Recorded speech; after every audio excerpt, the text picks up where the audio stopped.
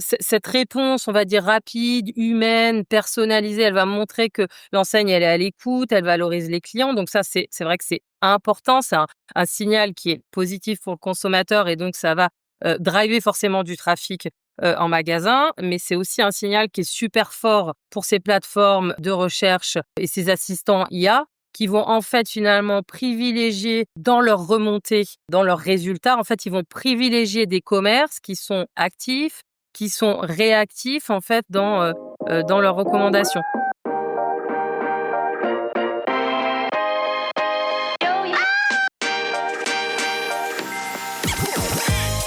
Bonjour et bienvenue parmi les Digital Doers, le podcast qui donne la parole aux décideurs de l'écosystème marketing, digital, innovation et expérience client. Depuis 2020, avec mon partenaire, l'événement One-to-One Expérience Client qui se tient en octobre à Biarritz, nous tâchons de vous faire partager les visions et les retours d'expérience des leaders de notre secteur. Aujourd'hui, j'ai le plaisir d'être avec Sonia Mamin, directrice de l'événement.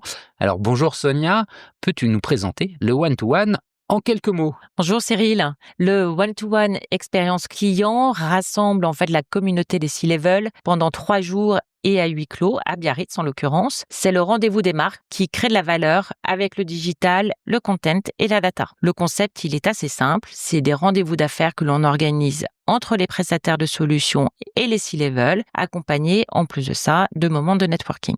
Effectivement, le one-to-one est clairement un rendez-vous incontournable. C'est également des keynotes et des conférences d'exception. Oui, tout à fait.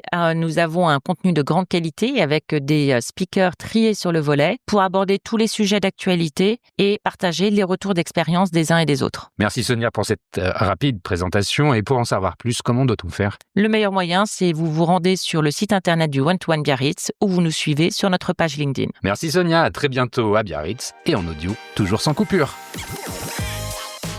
Avant de franchir la porte d'un magasin, la plupart d'entre nous ont déjà sorti leur smartphone. Nous avons tapé une recherche en Google Maps, consulté les avis, vérifié les horaires, parfois même scruté les promotions locales. Le digital n'est plus une étape à part et est devenu le préalable à tout achat physique. Dans ce monde hybride où la frontière entre online et offline a disparu, la question est simple. Comment une enseigne peut-elle encore être choisie par le consommateur? Et pour éclairer ce sujet, j'ai le plaisir de recevoir Anne-Laure Louis-Carroz, directrice Go-to-Market chez Hubert Hall.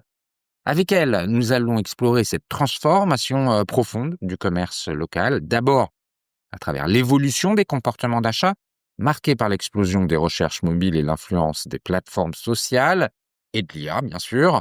Puis en observant le rôle des technologies et des innovations dans l'expérience locale, avant d'aborder la LPO ou Localization Performance Optimization, comment comme une nouvelle grille de lecture stratégique. Et enfin, nous ouvrirons la discussion sur les perspectives à horizon 2030 avec l'arrivée de l'IA générative, du vocal, de la réalité augmentée, de nouvelles attentes des consommateurs.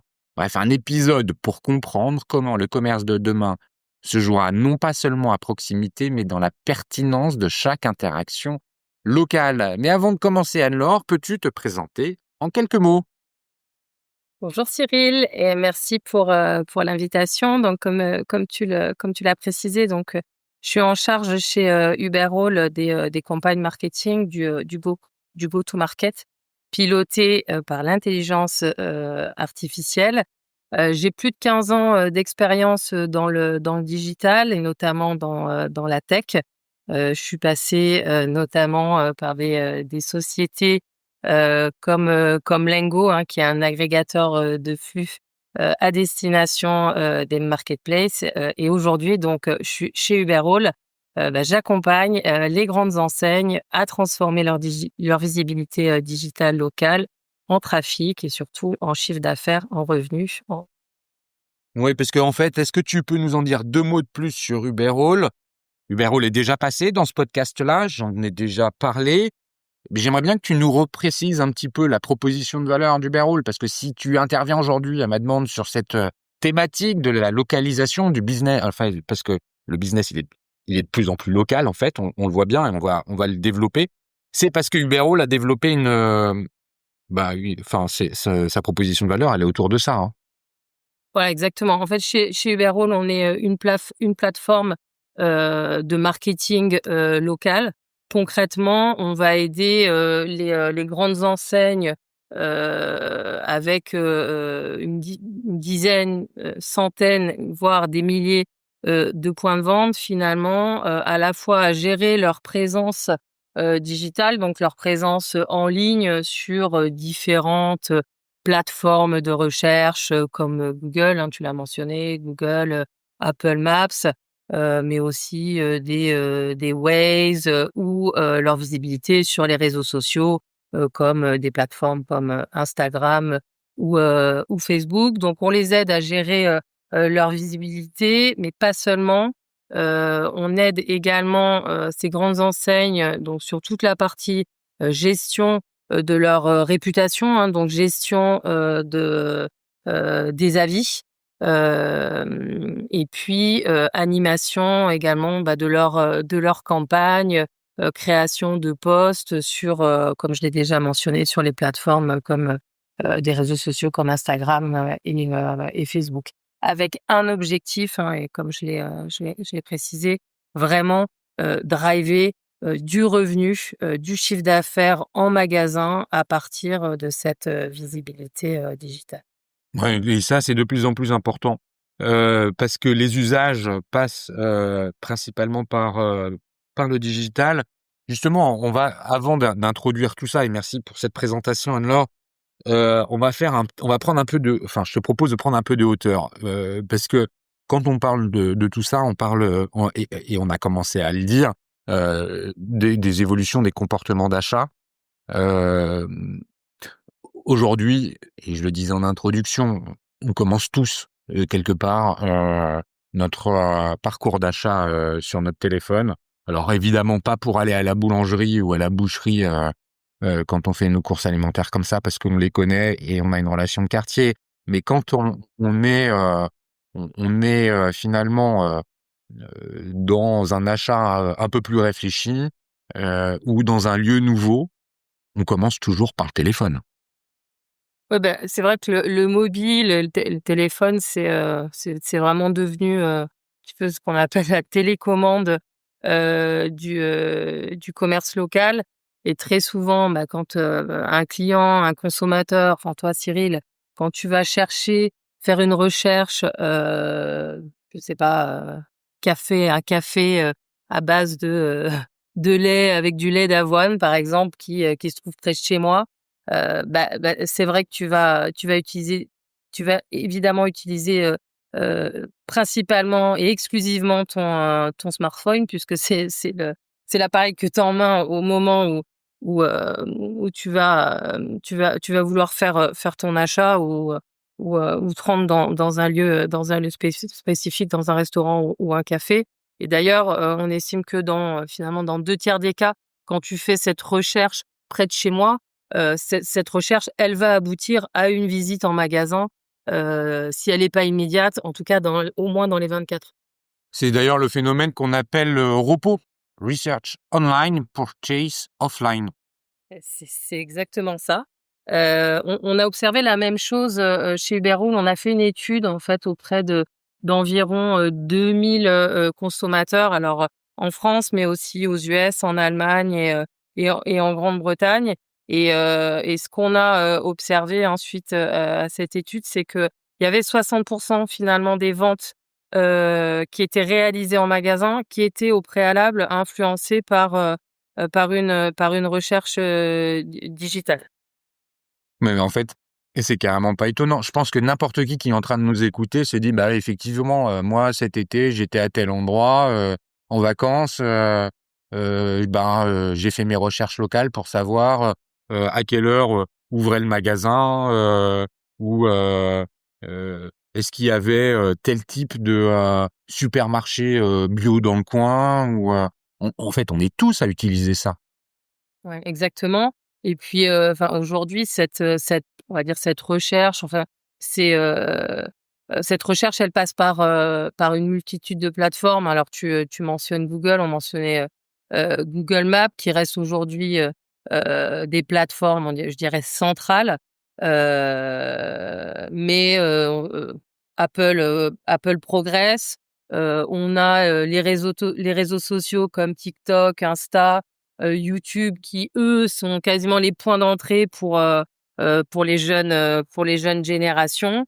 Mais aujourd'hui, pour moi, il y a une nouvelle brique dont on n'a pas encore parlé, qui sont les plateformes IA, hein, les plateformes comme ChatGPT, Perplexity, où en fait on va de plus en plus effectuer ces recherches et poser des questions directement sur ChatGPT, sur Gemini, pour obtenir une réponse unique. Donc on va engager une conversation, hein, avec ces plateformes et on va obtenir en fait une réponse unique. Il y aura déjà un filtre, hein, qui sera appliqué par la plateforme. Non, on n'a pas forcément qu'une réponse unique, parce que là encore, tu vois, là, quand je t'écoute, en fait, je repense à mes vacances de cet été. On enregistre aujourd'hui, on a l'impression on est mi-novembre, il pleut, il fait froid, alors qu'on est fin septembre. Donc je me rappelle de l'été. Cet été, tu vois, j'ai emmené ma fille du côté de Bordeaux. On a voulu visiter Saint-Émilion. J'ai demandé à ChatGPT de me faire des propositions de trucs à voir à Saint-Émilion. Et c'était comme un guide touristique pour moi. Oui, oui, t'as raison de le préciser. C'est vrai que ces plateformes vont te fournir plusieurs choix. Ce que j'entends par là, c'est qu'elles vont déjà finalement quand même préfiltrer, apporter un certain filtre dans le choix des commerces qui vont faire partie de ces réponses-là, en tout cas. On n'aura plus cette liste de liens, on n'a plus cette liste de liens, hein, Ouais, ouais, ouais. sur Google, mais on a vraiment déjà une sélection qui a été faite au Ouais, préalable. il y a une sorte de curation qui est faite, en fait. Voilà, par les machines, hein, Ouais, par ouais. les algorithmes, ce qu'on appelle les LLMs, donc les Large Language Models. Désolée pour Non, non, mais voilà, t'as raison, mais t'as raison.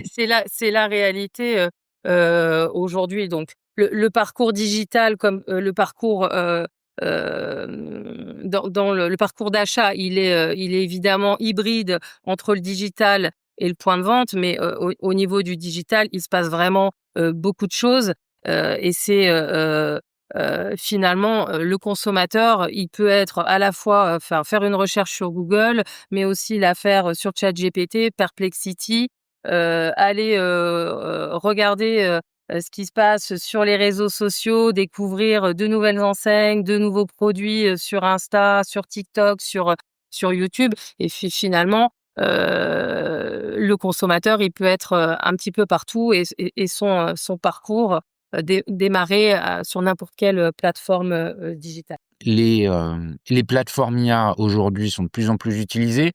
Est-ce qu'elles sont utilisées de la même façon selon les générations? Est-ce que des jeunes, on imagine, les utilisent plus que des moins jeunes? Oui, très très clairement, chez les générations, enfin chez les Gen Z et chez les millennials, comme tu le disais, le parcours d'achat, il est déjà par défaut, il est hybride et tout démarre sur le digital. Mais c'est vrai que ces jeunes générations, elles vont beaucoup passer par la voix, les assistants IA pour trouver des réponses à une recherche, à un produit, à une question. Est-ce qu'ils recherchent un restaurant? Et si t'es finalement, si t'es pas la meilleure option locale, ou en tout cas si tu ne fais pas partie de ces options-là, tu vas complètement disparaître du parcours. Et donc, ce qui va compter finalement pour ces générations, c'est pas tant la proximité, je dirais locale du magasin, mais c'est vraiment la pertinence de ce magasin. Est-ce que les avis sont positifs? Est-ce que le produit est disponible immédiatement? Donc, même si le magasin il reste central, Ouais, c'est en fait l'ensemble des informations autour de ce magasin, comme les avis qui vont venir sur le, qui vont venir contribuer à ça. Dans la dans les solutions d'IA générative et dans les ChatGPT et consorts, comment faire ça ressort ces avis-là? Oui, alors, c'est vrai que la confiance, c'est un peu devenu cette nouvelle monnaie, du retail, en ligne et offline. On sait que, allez, quasiment 100 des consommateurs vont lire un avis en ligne avant de choisir un commerce. Enfin, je sais pas si tu le fais, mais Ouais. moi de base, même si je vais faire une recherche sur ChatGPT, je vais de toute façon aller vérifier sur Google, les avis. Alors il s'agit pas seulement, hein, d'avoir une bonne note et d'avoir, 5 étoiles, mais moi je vais regarder aussi, Heu, Les commentaires. et voilà, les commentaires, si l'enseigne, a répondu. Enfin voilà, il y a vraiment, finalement, je dirais la pertinence, des messages, est-ce que les messages sont personnalisés? On n'est pas sur du copier-coller. Donc c'est cette réponse, on va dire rapide, humaine, personnalisée, elle va montrer que l'enseigne, elle est à l'écoute, elle valorise les clients. Donc ça, c'est vrai que c'est important. C'est un signal qui est positif pour le consommateur et donc ça va, driver forcément du trafic, en magasin. Mais c'est aussi un signal qui est super fort, pour ces plateformes, de recherche, et ces assistants IA qui vont en fait finalement privilégier, dans leur remontée, dans leurs résultats, en fait, ils vont privilégier des commerces qui sont actifs, qui sont réactifs en fait dans leurs recommandations. Et donc vraiment je dirais la gestion de ta réputation, la gestion de tes avis, c'est quelque chose qui est à la fois important, pour la confiance, côté consommateur, mais aussi pour donner confiance, à l'algorithme. D'ailleurs, mais ce que tu décris est vrai pour les générations Z ou les milléniaux, mais même pour les moins jeunes, hein, je me sens visé, pour pas dire les plus vieilles. Finalement, c'est devenu c'est devenu un, comment dire, un réflexe de fonctionner comme ça. C'est transgénérationnel, non? Ouais, je pense que, c'est clairement, je dirais la praticité, de ces plateformes, hein, le fait vraiment de poser des questions, naturellement, d'engager des conversations, va faire que, bah, n'importe quelle au final génération, va utiliser, ces plateformes IA, pour avoir, une réponse précise, à leurs questions et Ouais. pas scroller, pour aller, rechercher, ce qui va l'intéresser. D'ailleurs, ça m'amène à un sujet un peu plus technique qui va nous permettre d'arriver sur la justement la suite de notre conversation un peu technique. Mais quand on parle de tout ça derrière, en fait, on parle aussi de quelque chose qui ressemble à du référencement. On a souvent parlé de SEO, enfin on a parlé de SEO pendant des décennies. C'est le référencement naturel principalement sur Google, enfin sur les moteurs de recherche en général. Maintenant, on est en train de changer parce que tout ce qu'on produit comme contenu, il faut que ça puisse être lu, trouvé, lu interprété par les LLM. Et là, on parle plus de SEO, on parle de GEO, enfin en français. C'est une approche qui change vachement les choses quand même. Oui, alors je suis complètement d'accord avec toi, Cyril.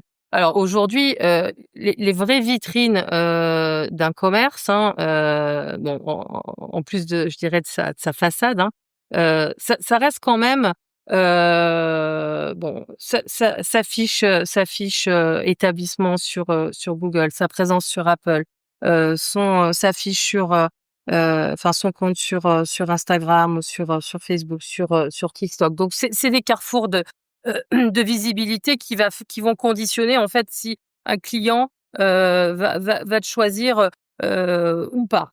Et comme on le disait,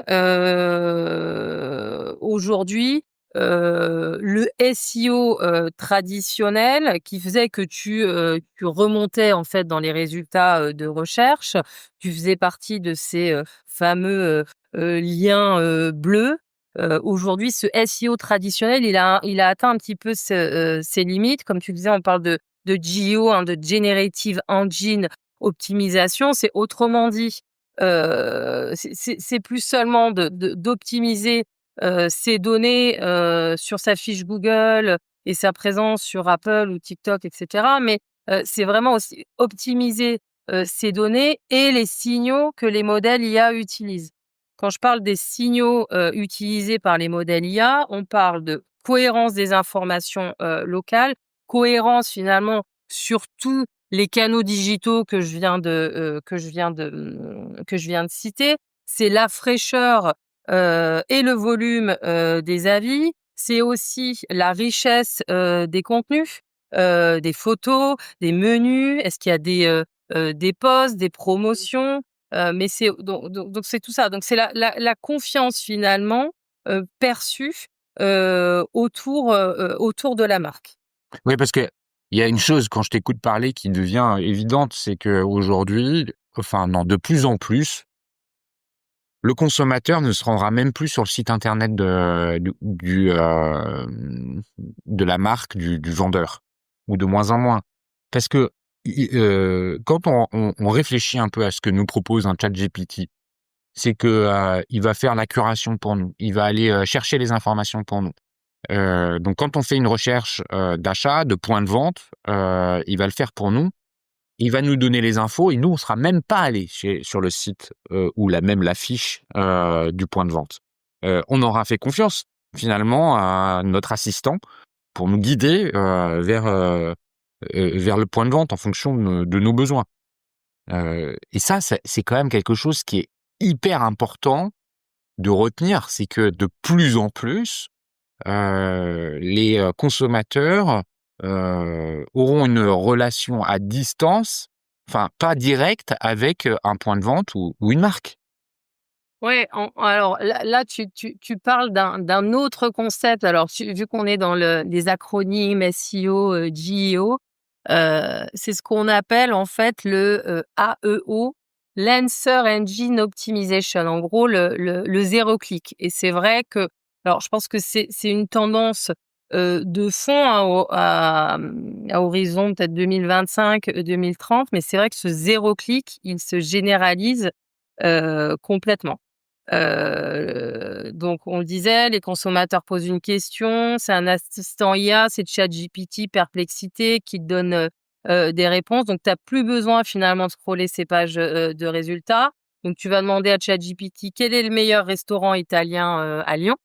Et l'IA va te citer une adresse, te donner les horaires, le numéro de téléphone. Et donc dans ce cas-là, tu vas Mais après regarder. il va être encore plus puissant, en fait. Je te coupe, excuse-moi. Il va dire, Ouais, écoute, à Lyon, bah, il y en a quelques-uns, t'imagines bien, il va te répondre un peu comme ça. Dans une grande ville comme Lyon, bon, parmi la sélection des 3-4 meilleurs, moi, il y en a un que je te recommande en particulier. Et donc, en fait, il va te parler comme ça. Tu vois? exactement. Et finalement, tu vas jamais cliquer sur le site du resto. Alors, ça veut pas dire que le site web il disparaît, mais il perd en visibilité en fait directe. Il reste utile quand même Mais ce bien sûr, parce que web. quelque part, il vient nourrir les LLM. Exactement. Il est Et là pour finalement alimenter les IA avec de la donnée structurée. Donc ça va être un peu euh, en fait, si tu veux, l'interaction, elle va se faire ailleurs, quoi. Ailleurs que sur le site web, elle va être déclenchée en fait directement depuis ces plateformes-là. Et d'ailleurs, qu'est-ce que ça impose en réalité pour les commerçants, pour les points de vente? Euh, il faut rédiger autrement les contenus. Comment finalement les avis, par exemple, arrivent à être interprétés? Est-ce qu'il faut poster du contenu sous forme de questions? travailler des fiches locales sous forme de questions. Complètement. En fait, ce que ça dit, c'est que tout ça, ça renforce l'idée une présence locale optimisée, elle va vraiment t'aider à être cité. Et donc, quand on parle de présence locale et donc de signaux pour ces plateformes IA, donc c'est de la donnée structurée, cohérente. Hein, on disait le nom, l'adresse, le téléphone, enfin on va dire le basique. Hein, de la donnée, des données enrichies, mais c'est aussi, comme je te le disais, le volume, la fraîcheur des avis, les notes moyennes, la régularité des réponses aux avis, la richesse et la fraîcheur du contenu. Est-ce que les photos sont récentes, géolocalisées, est-ce qu'il y a des posts qui sont locaux, des offres? En fait, ces plateformes, elles vont valoriser les contenus qui donnent du contexte et qui prouvent que l'établissement, l'enseigne, elle est active. Donc vraiment cette pertinence contextuelle, locale, elle va être clé pour pouvoir être citée et remonter dans les résultats de ChatGPT et autres plateformes. Alors ça, c'est en fait ce qu'on appelle du drive to store, mais le local, c'est pas que ça, c'est aussi la donnée qui est utilisée pour de la personnalisation. Tout à l'heure, je te parlais des commerces de quartier, la boulangerie ou le boucher qu'on connaît. Donc il y a une forme de personnalisation dans le sens où quand tu rentres chez ton boucher que tu connais, il va dire alors Cyril, je te sers les 3 steaks hachés comme d'habitude, ou alors est-ce que tu préfères prendre du filet mignon? Oui, et c'est d'ailleurs pour ça que tu retournes chez ton boucher. Et c'est pour ça que je retourne chez mon boucher. Et en fait, on fonctionne tous comme toi, en fait, Cyril. En fait, le consommateur, enfin, on achète plus volontiers chez une marque qui va se souvenir de tes préférences, qui va te proposer finalement des offres qui sont pertinentes par rapport aux achats que tu as déjà fait au préalable, mais aussi aux interactions en fait que tu auras pu avoir avec la marque. Et donc appliquer au local, ça veut dire qu'en fait, ces interactions, elles peuvent pas être génériques. Donc, un avis client, il doit recevoir une réponse qui est adaptée à son avis, qui est adaptée au contexte. Un post sur les réseaux sociaux, il doit refléter la vie du quartier. Je sais pas s'il y a un événement spécifique dans la Ouais, ville. admettons, il y a une brocante autour du point de vente. Exactement.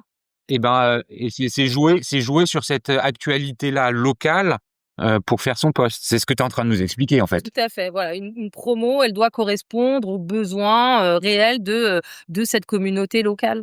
Bon, donc on peut plus se contenter de communiquer largement. On se doit en fait, si on veut vraiment driver des consommateurs et driver du trafic en magasin, on se doit d'apporter une réponse qui est personnalisée, contextualisée, hein, pour convertir ces recherches NIRMI, hein, les près de moi, pour les convertir en vente, en chiffre d'affaires. Ça, en fait, c'est vrai ce que tu dis. On est tous sensibles à ça, au fait qu'il y ait un côté local, on le connaît, on nous parle de notre vie, des événements qui se passent autour de nous, et évidemment, enfin, on le sent que c'est quelque chose qui nous intéresse. Mais justement, en fait, je le disais en introduction, tout ça, en fait, on comprend au travers de ce que tu viens de nous dire que c'est hyper stratégique d'aller dans le local. Et on a parlé de SEO, de JEO. Là, on va parler de LPO, Location Performance Optimization. Le LPO, c'est hyper stratégique. En préparant notre conversation, on le disait, en fait, les entreprises qui sont les plus pertinentes là-dedans sont celles qui placent le LPO au niveau stratégique de l'entreprise. Oui, tout à fait. Oui, en fait, pendant longtemps, la priorité des marketeurs, hein, des directions marketing, ça a été le SEO. Est-ce que j'apparais dans les résultats, Google? Je le disais tout à l'heure, c'est plus suffisant. On est rentré dans cette ère, de recherche sur plateforme IA, donc l'ère du JO. C'est plus ces listes de liens, mais c'est les modèles IA qui vont produire les réponses et c'est eux qui vont décider, enfin, ce sont ces modèles qui vont finalement décider quel commerce mérite d'être recommandé. Et donc c'est vraiment une bataille de visibilité qui est beaucoup plus sélective. Et donc la LPO, donc la Location Performance Optimization, c'est vraiment une stratégie qui va dépasser en fait le simple fait d'être présent en ligne, mais elle va être vraiment là pour transformer chaque interaction digitale, locale, personnalisée, on le disait, juste avant, en performance business, qu'on va pouvoir, mesurer. Et ça, donc, la LPO, donc cette stratégie, hein, elle est possible, lorsqu'on va donc finalement unifier, toute cette donnée, locale, sur les différents répertoires, digitaux, unifier donc cette visibilité, sa réputation et son contenu. Et la force, du LPO, c'est vraiment qu'elle va aligner, donc 2 dimensions. Ce que veulent les consommateurs. Qu'est-ce qu'on veut nous consommateurs? On veut la confiance, la clarté, des avis qui sont authentiques. On veut des informations locales exactes. On n'a pas envie, Ah mais d'aller, c'est ça, d'aller dans un resto l'exactitude. et voir qu'il est fermé. Ah mais c'est qui n'a Heu, pas eu cette déception-là? De dire: «Ah non, pardon, mais en fait là, c'est fermé. Ah bah oui, on est en mois d'août, nous on part en vacances». voilà, exactement. Oh Donc là là. nous, on veut des réponses rapides, on veut de la confiance, des avis authentiques, des informations, qui sont justes et donc et les IA, donc ce qu'ils valorisent, hein, ces fameux moteurs de recherche génératifs, eux, c'est de la donnée structurée, des données, fraîches, cohérentes et contextualisées. Donc la force de LPO, c'est vraiment, d'aligner ces 2 dimensions, ce que veulent les consommateurs et ce que valorisent les IA. Et pour résumer, hein, ça va garantir finalement qu'un commerce local, il soit à la fois choisi, par les clients, mais aussi cité par les IA dans les réponses. Et pour Ah et moi, c'est c'est vraiment, enfin, c'est un nouveau standard pour le marketeur et ça va surtout lui permettre, de prouver, un certain, ROI, de ses campagnes, marketing dans un monde où, la recherche, elle est pilotée par l'IA, quoi. ouais, elle est pi alors c'est hyper important que tu dises ça, mais finalement, quand on t'entend parler, on comprend une chose, c'est que la localisation, elle est protéiforme, et la comment et son optimisation, elle est donc elle aussi, à adapter en fonction de ses différentes formes. On le disait tout à l'heure, la personnalisation du contenu pour, parler, de l'actualité locale et s'y référer, si jamais, il y a, une fête dans le coin ou une célébration ou, le match de l'équipe, de foot de la ville, enfin l'équipe de foot de la ville qui a gagné un match, bon bref, faire un contenu local, surfer là-dessus, c'est être présent sur les plateformes sociales avec un autre type de contenu ou voilà, sur, les promotions, à faire, en local, c'est les avis à gérer, et en même temps, agréger tout ça de telle sorte à ce que les IA puissent, y accéder. Mmh.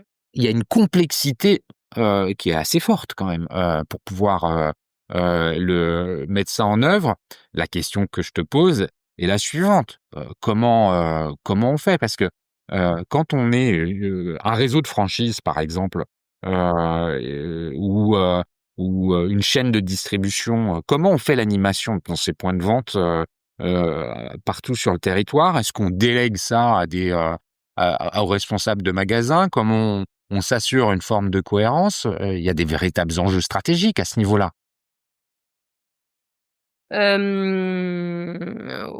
Oui, alors, si tu veux, quand on parle de quand on parle de LPO, il faut savoir que le LPO, ça va s'articuler autour de 4 piliers.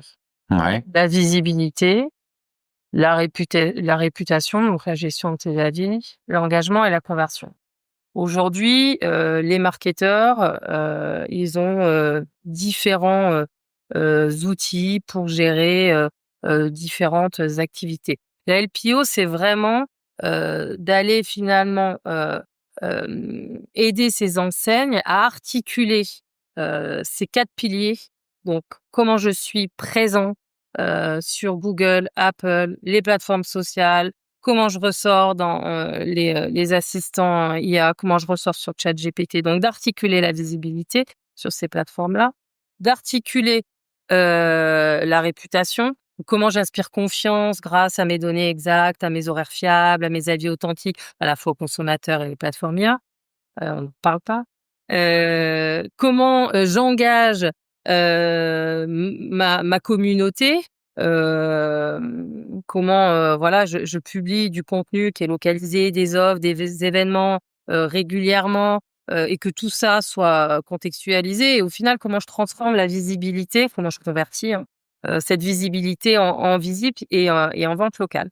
Et donc, comme tu le disais, l'enjeu, ça va être finalement de faire tout ça C'est un déploiement, en fait. à grande échelle Ouais, c'est ça. pour des dizaines de points de vente, des centaines et voire des milliers de points de vente. Et donc aujourd'hui, on a l'IA générative qui va nous aider à répondre à des avis de manière personnalisée.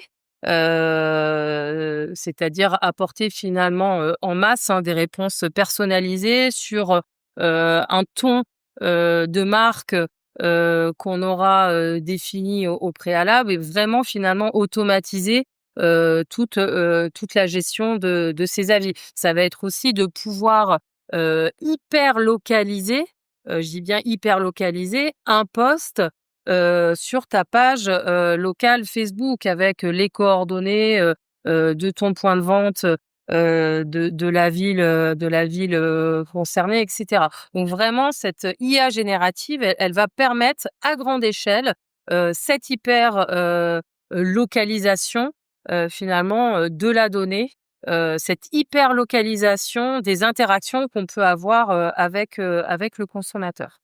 Et aujourd'hui, il y a une autre type, je dirais, d'IA. On parle des agents IA. Ouais. On n'est plus dans la, si tu veux, dans l'IA générative, où concrètement, qu'est-ce que c'est? On prompte une IA et on obtient Une information. Ouais. voilà, une ou des informations. Là, les agents IA, On en fait, délègue.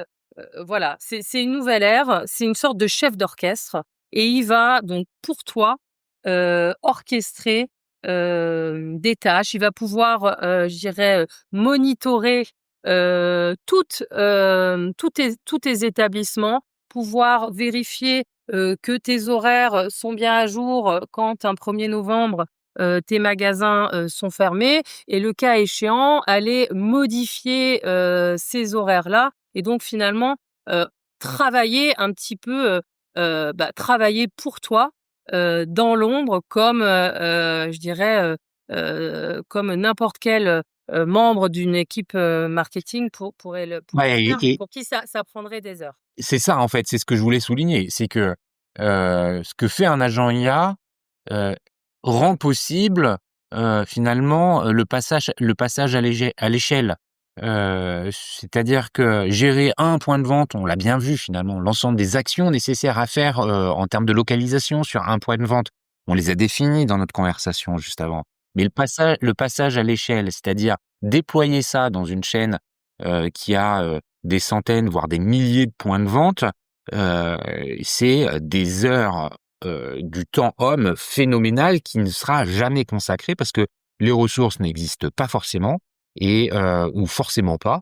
Et finalement, l'agent IA, il va pouvoir faire ça et être pertinent pas à la place, mais finalement, il va venir augmenter la stratégie déjà existante. Oui, exactement. Moi, c'est ce qu'on appelle l'intelligence augmentée.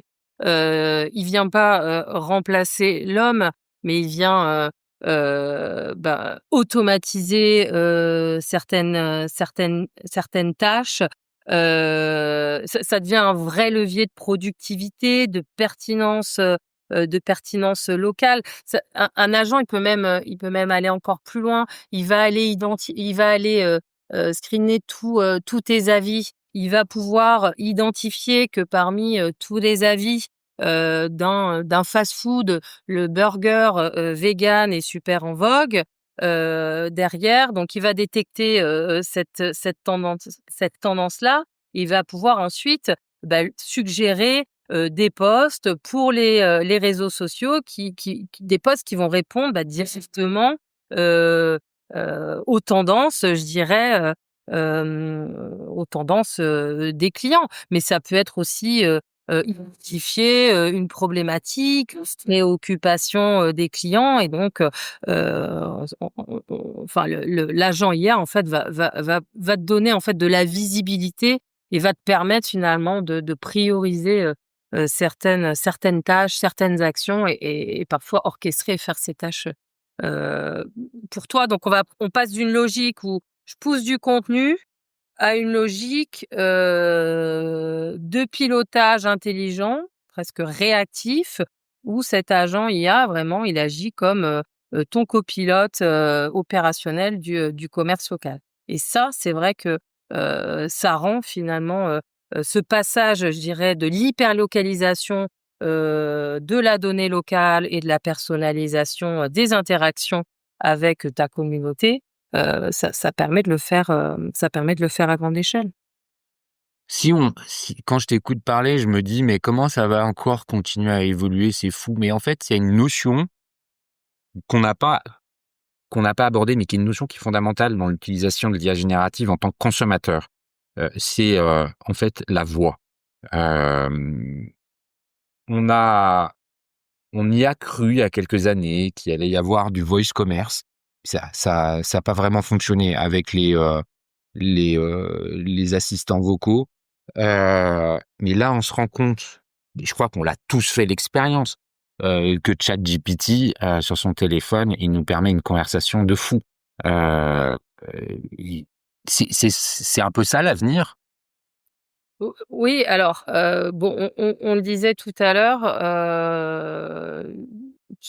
l'avenir en fait, il y a ce fameux AEO, ce Answer Engine Optimization, ce zéro clic. Je pense qu'à un moment, on n'aura plus qu'une seule réponse. La réponse pertinente qui sera fournie par ces plateformes, par ChatGPT et Perplexity.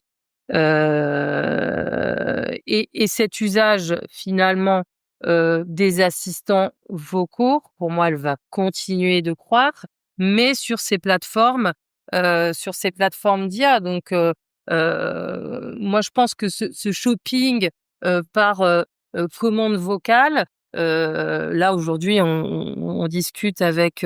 Moi, j'ai une madame sur sur ChatGPT, je sais pas toi. Euh, mais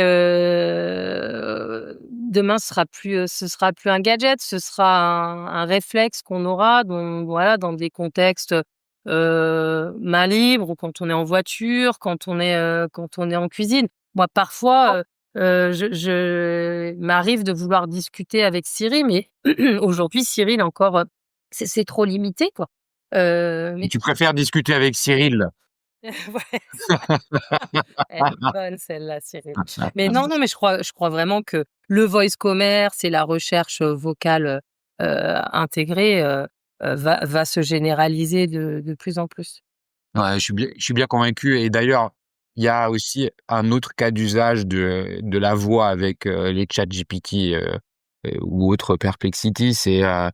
Je vois avec mes enfants à table, il y a une question qui est posée, une interrogation qu'on a sur un sujet. J'appuie sur ChatGPT, je pose la question et on a tous la réponse. Et ce qui est génial, c'est que chacun peut reposer une question à ChatGPT. Attends, tu m'as dit, donc ça veut dire quoi? Ça veut dire ça?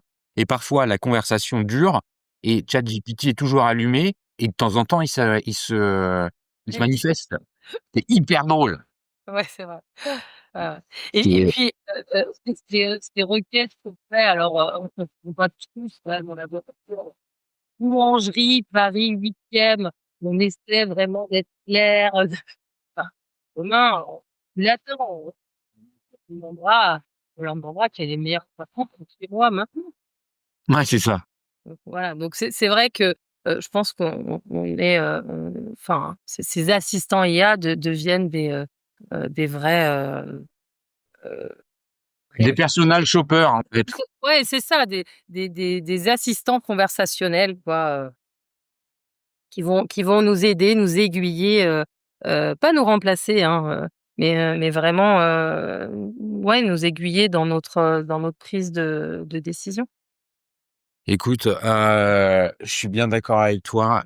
Anne-Laure, j'ai l'impression qu'on a fait pas mal le tour. Pour conclure, est-ce que tu pourrais m'en raconter un peu, comment Uberall accompagne, ses clients sur ces problématiques-là? Oui, bah, alors c'est vrai qu'on en a déjà un petit peu parlé. Le LPO pour nous, c'est vraiment, un standard. Enfin, c'est une stratégie et une approche qui va devenir, un standard, pour, les enseignes, multisites, pour les retailers s'ils veulent finalement, être pertinents, être visible, dans une recherche, on l'a dit, hein, qui se fie plus, uniquement, sur Google, mais vraiment qui peut finalement démarrer, un petit peu partout. Donc nous, on va accompagner ces enseignes multisites à être évidemment, présents, en ligne, à être visibles, donc mais également à être choisis. Parce que nos buts, ultimes, c'est vraiment avec cette stratégie LPO, c'est d'optimiser la performance, des magasins. C'est d'optimiser, la performance locale. Donc on veut que cette visibilité, se transforme, en trafic, que cette visibilité, elle convertisse. Et donc, pour ce faire, nous, on va accompagner, les enseignes sur, différents axes en fonction, de leur maturité. Donc à la fois, pour diffuser leurs données, locales, à grande échelle. On en a déjà parlé avec les assistants IA, avec les agents IA. Donc diffuser cette donnée, à grande échelle sur toutes les plateformes, pour être visible, mais aussi, les aider à, structurer cette donnée, donner confiance aux LLM, donner confiance aux algorithmes, aux machines pour qu'ils ressortent, dans les recherches, ChatGPT. Et on va les accompagner en fait sur tout le parcours, digital, parce qu'on a parlé beaucoup de recherche, donc en amont, je dirais finalement d'un acte d'achat, mais le parcours, digital, il continue après. Et donc c'est, derrière, on va, bah, gérer, les avis, c'est ce qui va, ensuite influencer d'autres acheteurs, à aller, visiter et choisir, tel ou tel point de vente. Donc on les accompagne vraiment, hein, sur, comme je le disais, sur 4 axes majeurs, hein. Être visible, mieux gérer, sa réputation, ses avis clients, hein, en 24-48 heures. Aujourd'hui, c'est ce qui est important, hein, quand on parle de rapidité. Quand vous avez quand tu as, Cyril, des centaines, d'avis auxquels il faut apporter une réponse personnalisée, si tu as pas des plateformes derrière avec, des agents IA, ça va être compliqué de le faire de manière, personnalisée. Donc la visibilité, la réputation, l'engagement, hein, c'est les aider aussi à être très localisés, hyper localisés au niveau de leurs réseaux sociaux. On oublie parfois, hein, certains ont tendance à communiquer, beaucoup au niveau de la marque. On le disait, un post, quand il y a un événement dans ta ville, quand tu as une brocante, et qui va vraiment, être contextualisé, par rapport à l'endroit où va se trouver ton client, ça va aider à convertir. Et donc c'est vraiment le but ultime de la plateforme Uberall, c'est donc accompagner ces enseignes multi-sites, de faire de transformer cette présence digitale en revenus, en trafic en magasin, et que ce soit un cercle vertueux et que ça se répète. Bon, merci pour cette présentation précise. Si on veut entrer en contact avec Uberall, il y a le site internet. Il y a toi, c'est un bon point d'entrée. Tout à fait, vous pouvez Euh, m'envoyer via LinkedIn, via LinkedIn avec grand plaisir. et si jamais vous le préférez, évidemment, vous pouvez passer par moi. Je me ferai un plaisir de relayer auprès d'Anne-Laure Louis Carroz votre requête. En tout cas, Anne-Laure, merci beaucoup pour en fait pour cette conversation et tout le monde sait oui le local, mais en fait on comprend à travers notre échange l'importance stratégique du local dans une stratégie plus globale d'entreprise et la technologie plus que jamais aujourd'hui impose cette mise en place, ce déploiement stratégique autour du local. Merci chers auditeurs aussi, merci pour votre présence et votre fidélité. Et puis Anne-Laure, je te dis merci encore une fois et à très bientôt. Merci Cyril, à bientôt.